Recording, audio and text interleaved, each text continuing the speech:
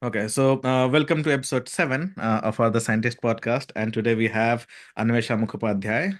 And I know her, ANWESHA, since 2017, so almost 8 years ago. Yeah. And then I know. she is a grad student, like about to, I think, finish Yep, in close to finishing. a and Yeah. she's in University of how Americans say Utah, not Utah. Utah. Yeah, yeah.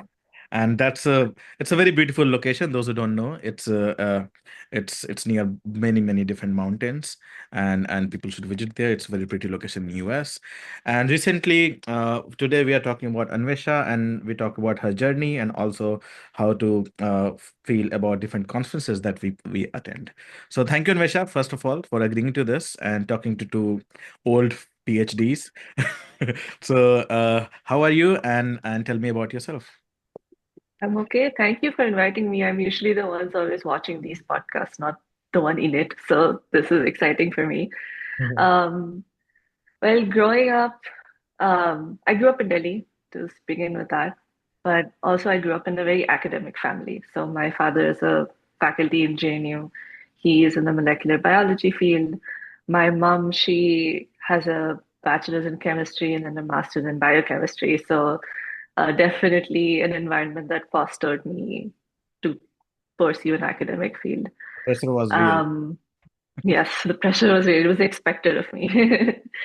So, but also like most bio students in India, I started off into trying to get into the medical side of it, become a doctor, that thing. So I went to the coaching classes, took those exams, very clearly didn't work out. And we also very quickly realized, at least I did, that it's not something that I wanted to do. Um, but I've also always been very interested in how animals behave and why they do certain things. And so very naturally, I kind of went towards the zoology side of science.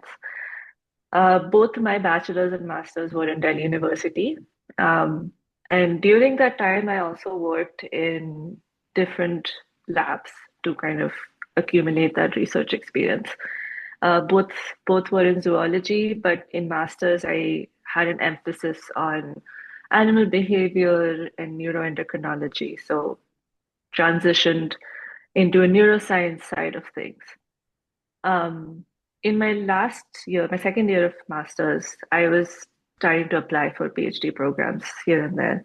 So I was preparing for NetJRF, GATE, all the fun stuff, and also applying for universities in the US.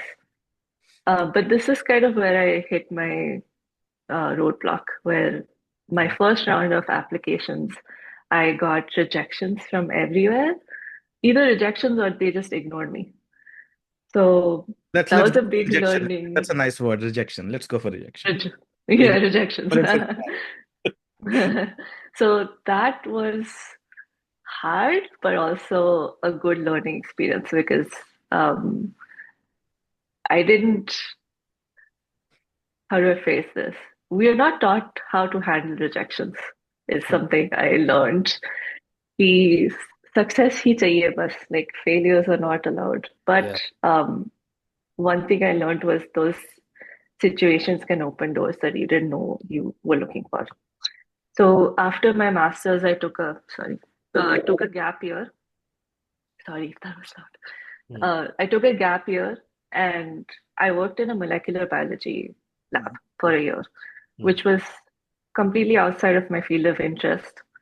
But also, it gave me an experience of working in a lab full time, which is not something I had working in during my bachelor's or master's, because you're juggling classes, assignments, homeworks, all of those things. So I had a year where I was working full time just as a scientist, and at the same time started applying again. And this time I got it. So now here I am in Utah to getting a PhD in behavioral neuroscience. mm.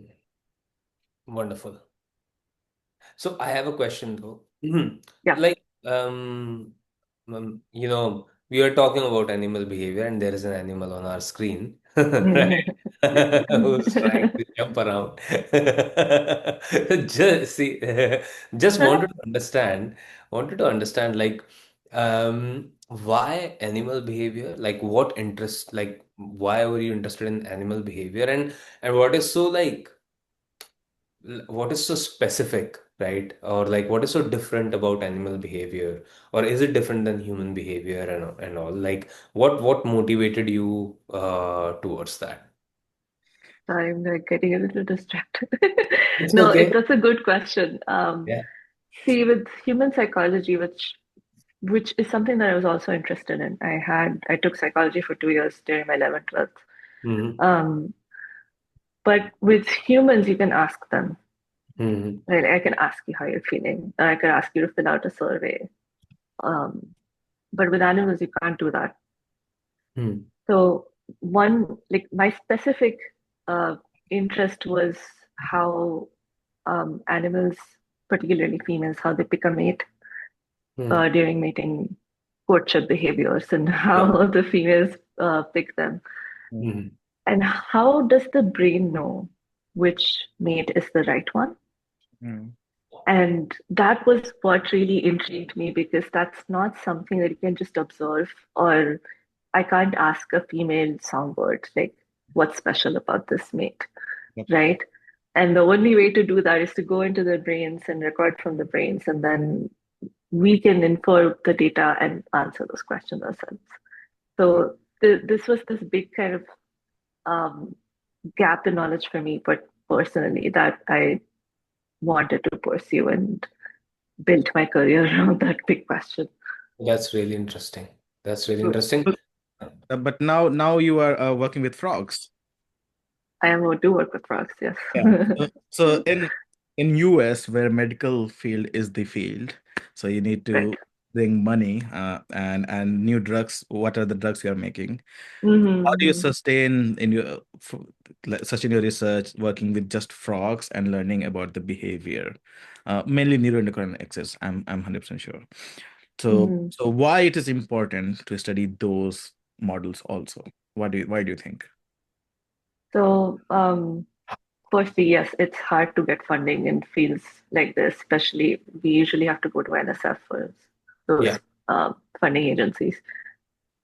But any, the way I would answer this is any application-based science, whether it's medical or pharmacology, has to come from basic biology research, Hmm. right?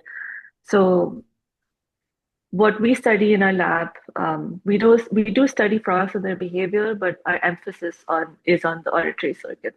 So how the brain computes timed information like speech, and these circuits are, we can consider them as primitive circuits that we have for speech, music, um, those perceptions, right? So they have to arise somewhere.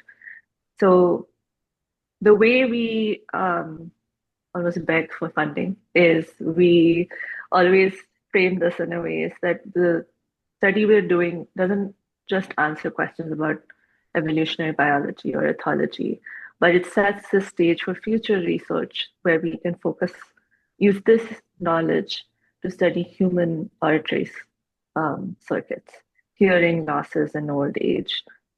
We need to have a basic understanding of how the brain computes sound information if we want to treat those diseases in the future. Interesting. So everything we do has Yeah. an application downstream.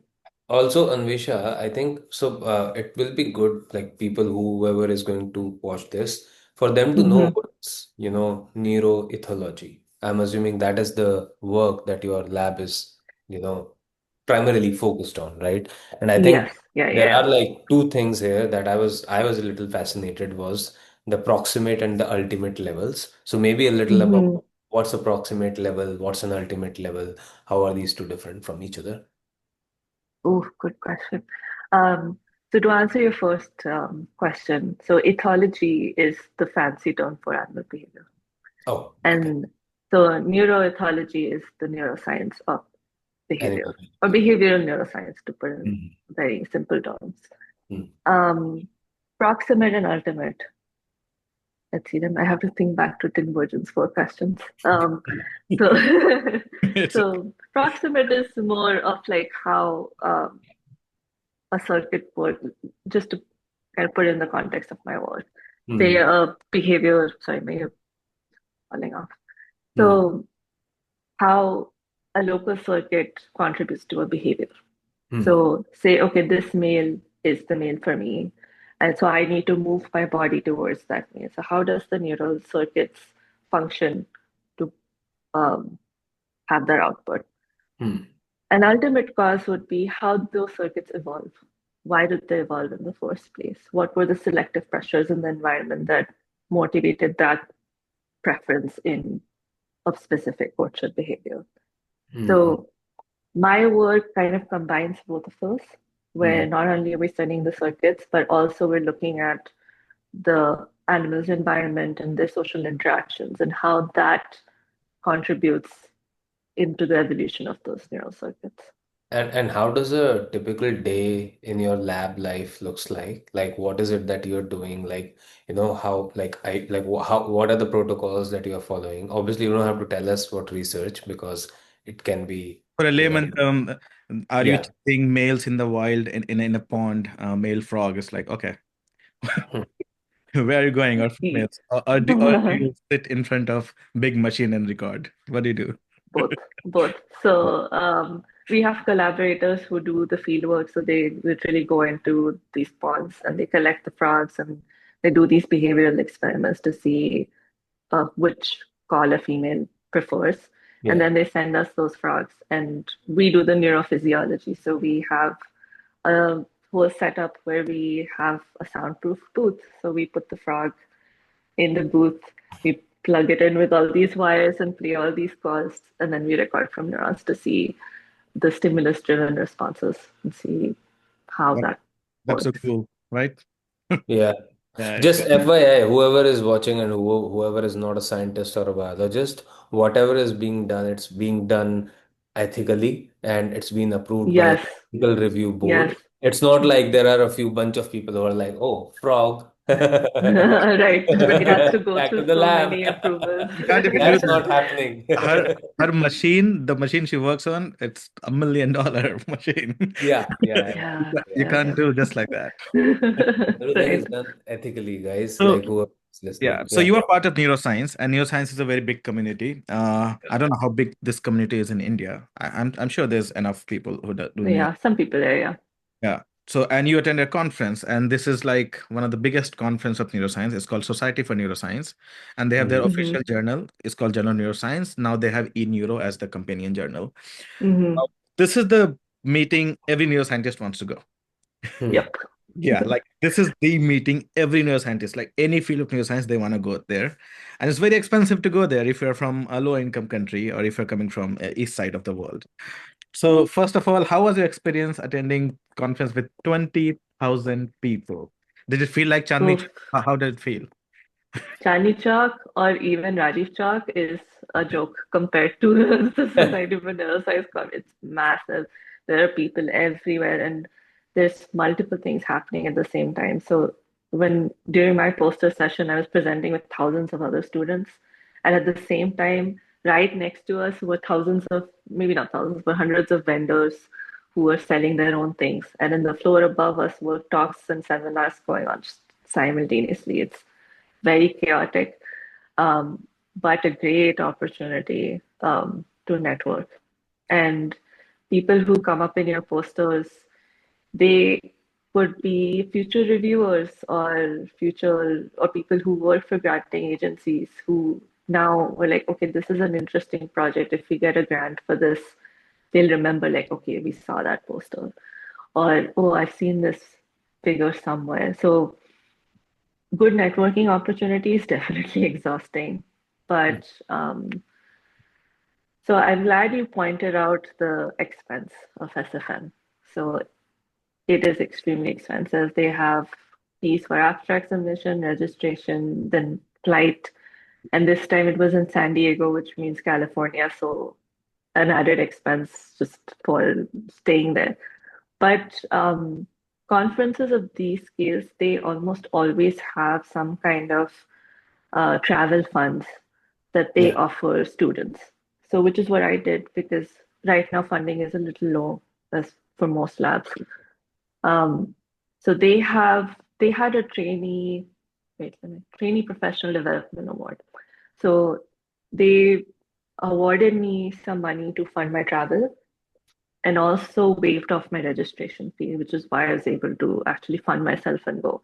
That's cool. So they have many awards like this, and most big conferences and big societies will have these awards. That are not just for national students, but also for international students. So for someone flying in from, say, Germany or India, they will in fact be paid a little more than what I was paid because I was more of a in-country attendee.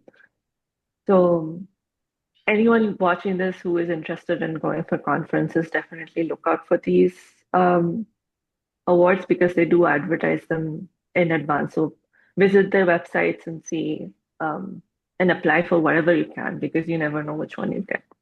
So do you think it is it worth it from people, suppose who are in India, suppose who are in JNU or DU or any places? Do you think it's Hmm. if they don't get a grant, do you think it's worth it to visit just for a conference, just for a poster presentation? Is it worth it to use their own or their funding or some money, lab money? Hmm. Do you Hmm. think it's worth it to be, because if there are 20,000 people, how many people can come up with you? Only few. Okay. Maybe Right. if you get a grant or if you get an award, more people will be with you. But so do you think it's worth it? Good question. I think the answer would be it depends. Hmm. It depends on the field you are in Yeah. and what your immediate priorities are. Yeah. Yeah. So, in a conference like SFN or Society for Neuroscience, or neuroscience in general, I would say majority of people work in medical neuroscience or neuropharmacology. That's the hot topic, really. So if you're in a field like that and you're a senior PhD student who's looking for maybe opportunities to work in an industry or postdoc, and you want to go abroad, then yes, it's worth it because then you can go and you go with that purpose and you can interact with the people that you want to or need to or who can um, help guide you in a certain directions. Or you can meet with vendors and companies who and talk to them if they have any job opportunities or openings that you can apply for. So in those cases, yes, it's definitely worth it. But if you are just looking to present your research, then you need not go to such a big scale conference. You can go to a more niche conference like ones that are specifically geared towards your field of interest and go for those that are smaller. You have closer networking. That Yeah. way you can meet people and if that's your interest. So it depends. Yeah, so for like for future collaborations, for doing some that kind of work, smaller conference would work, right? And Mm-hmm. for like, hey, I need to, talk to people for jobs, or I need to talk to, agencies for like I need to show my research to agencies who, fund and like organizations who give funds. We can go to like a bigger conference. Also, Anvesha, I have another question. Like, I have a question, similar kind, because you have worked in the Indian setting, right? Mm-hmm. In the lab, right? You have done your undergrad masters from there as well, and now you are in the US as well, right? So, in terms of like, in terms of research culture, right? Do you see any differences between between India and the US, and is there anything that either of them can learn from each other? Yeah, absolutely. I think us as Indians, we're often not um, trained in public speaking Hmm. and scientific communications. Hmm. We're often like raised ki, like muh band rakho, like don't talk in class, don't ask too many questions. And that can be a Yeah. hindrance when There you is a come lot to of a country respect like going around in India, right? I've seen it yeah, myself. yeah, Sir aa yeah, gaye right. Sir aa gaye hai, hain. chup. People respected I don't think anyone respected me when I was teaching. So Are you not No, sir by you then? were Abhilash sir, We're talking so about. no, Abhilash sir are there.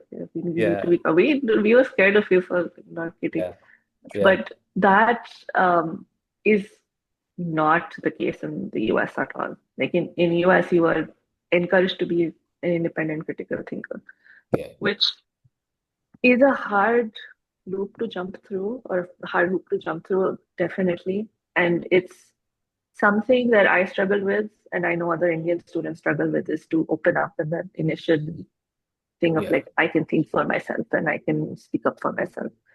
So that is something that I had to train myself to do. Hmm. So what helped me was to observe how locals here speak to each other Hmm. and kind of try to emulate that. Okay, Hmm. so this person just went up to the PI and asked him a question, and they didn't have a problem with it, and they said they answered it. So let me try it and see what happens. And eventually that becomes the norm for you, and it becomes a habit. It's like, okay, I can just go and talk to him and it's fine. So that's definitely a cultural shock, but Hmm. it is something that we have to do because there is no point in doing science if you can't communicate it. And there's no point in um Hmm. communicate there's no point because unless you talk to other people, you won't get new ideas. You won't find potential collaborators, and so you have to be able to communicate. It's hard, but you just gotta do it. Yeah. And is there Both those something things. that, that that you can like maybe learn from India and maybe apply here in the US? Yes, the one great thing about the Indian system is the emphasis on just learning, Hmm. right? So we have this like massive knowledge base that we go with when we Hmm. come here. Hmm. So all this emphasis on exams and reading books and just writing exams, those things help a lot when we come here because Hmm. now we are almost armed with this massive base of basic knowledge that I have seen that a lot of people here don't have.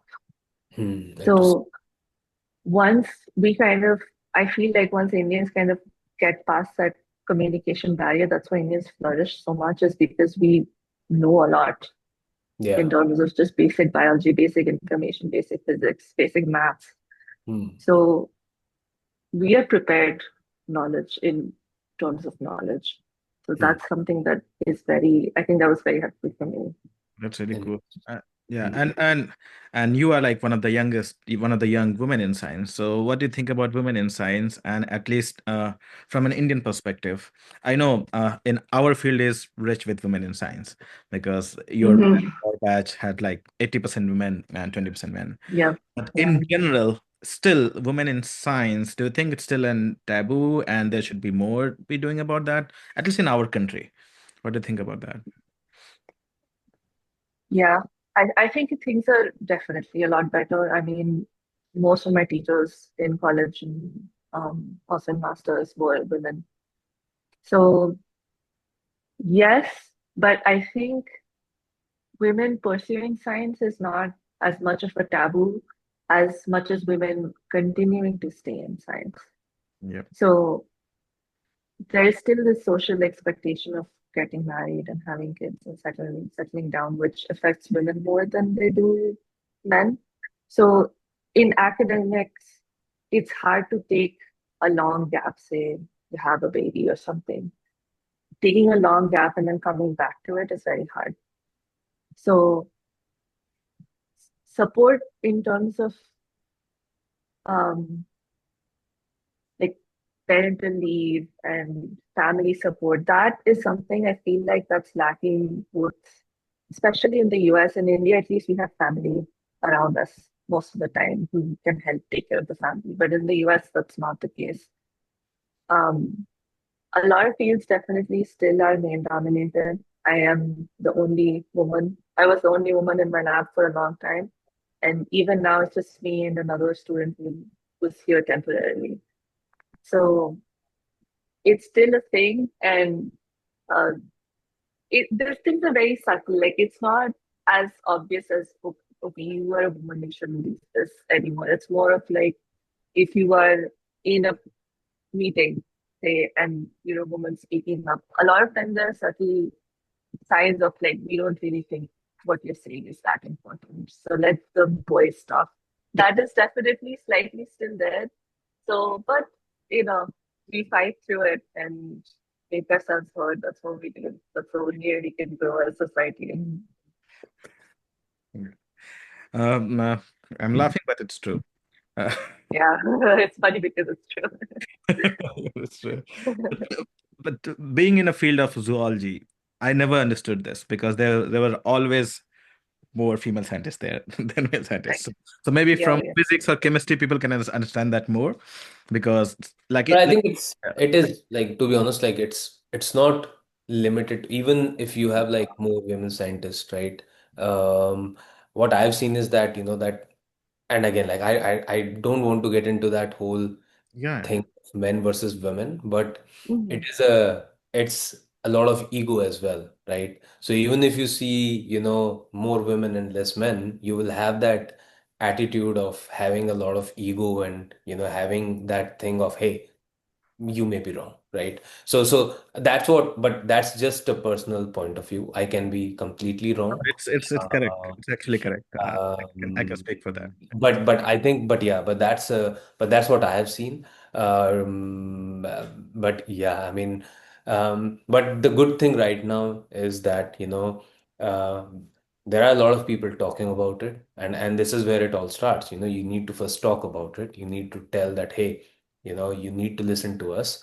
And yeah, like, there are a lot of really wonderful scientists, women scientists, who are talking about not just research, but also the struggle that they have to go through. And they're also like providing a lot of support, to other women scientists as well. And again, like it should just be like, I mean, at the end of the day, it is science. It's very objective. Science doesn't see your gender or like, Right. where you come from. Science only sees, good results, objectivity, and Mhm. that's how I see science. I don't know. Uh, Some mice prefer females. I don't know. I've Sorry. seen in our animal house, some mice prefer females. When we do experiments, they don't give results. So I don't know. It's bias towards them.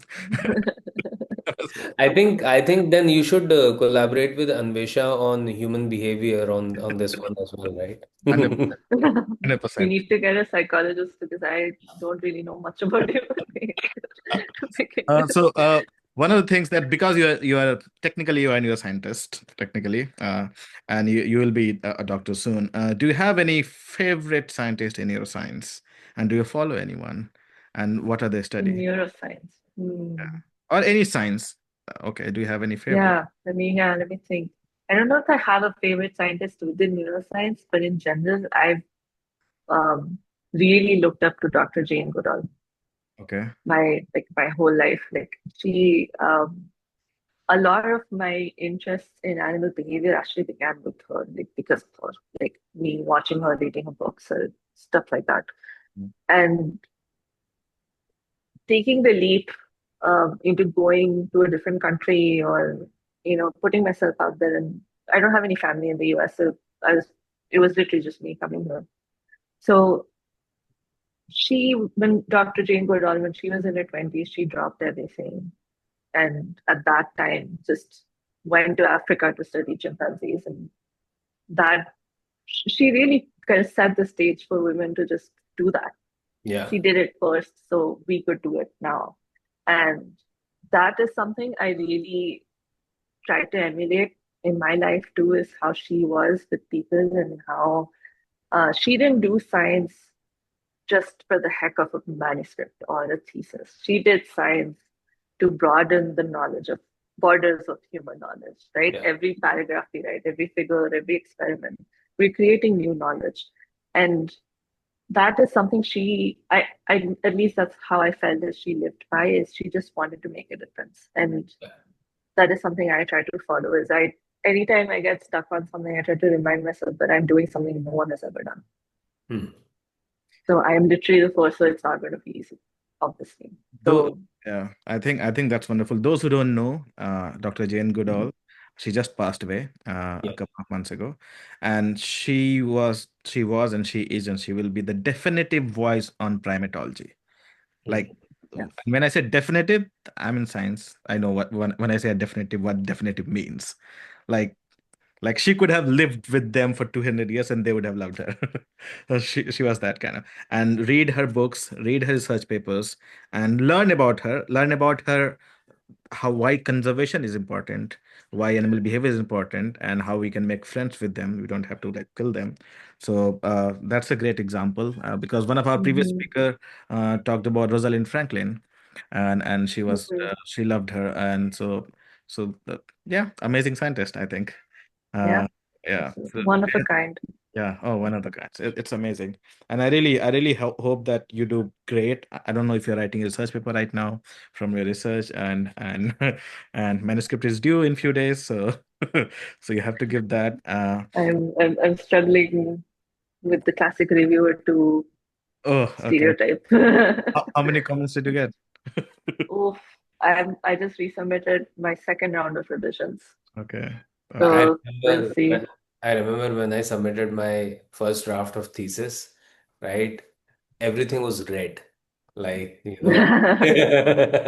my whole draft was like red with lots of suggestions. And yeah, so I can understand what Yeah. you are going through.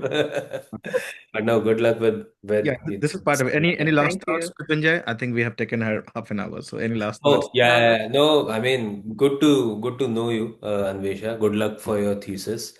Thank Uh, you. I mean, it is a difficult part, but it's just a part, right? And it will be over soon.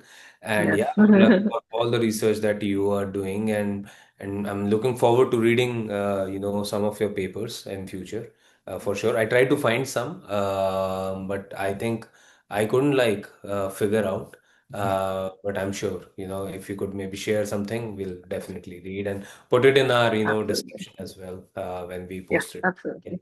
Yeah, So absolutely. Thank you Anvesha, so much for Anvesha, having me. yeah, what we do at the end, we ask every speaker to say something in their native language. So you are Bengali, or I'm a Bengali, yes. yeah, Yeah. but do you know Bengali? Yeah. Yeah, I'm so not very good at it, but I'm it's okay. fluent enough to So what you do, convey. why it's important, and why people should do it, motivational. Just say a few lines in Bengali. Hmm. So I'll reiterate what I said a while back. Um, but science এই জন্য করো, এই জন্য করো না যে তোমাকে একটা থিসিস কি একটা পেপার লিখতে হবে। সায়েন্স এই জন্য করো কি তুমি একটা নতুন কিছু বার করছো, নতুন একটা কিছু খুঁজছো, ওই কিউরিওসিটি, ওই জানার ইচ্ছাটা কখনো মরতে দেবে না। ওটাই আমাদের আহ আগে বার করে, আমাদের আরো বড় করে। তাই ভাবি হিউম্যান সোসাইটি আরো ইভলভ করবে। তো সেটা সায়েন্স একাডেমিক ফিল্ডই হোক কিনা, কিন্তু এটা সবসময় জাগিয়ে রাখবে। Okay. No, that's cool. I got that. I got what you mean, and obviously, anyone who will listen to you, they will get what you mean. So, thank you so much. I hope your experience was Yes. okay. I didn't take lots of your time, No, and no, no, no and problem. and once you do your PhD, I think publish a great research, and we might talk about that paper with you. Okay, Okay. And yeah, that'd be great. yeah, thank Absolutely. you so much. And those who are following us, please like, subscribe, and we will have her LinkedIn and details of any such paper that's out, and we're gonna share it all over. Okay. So thank you so much. Have a nice day. Yes, absolutely.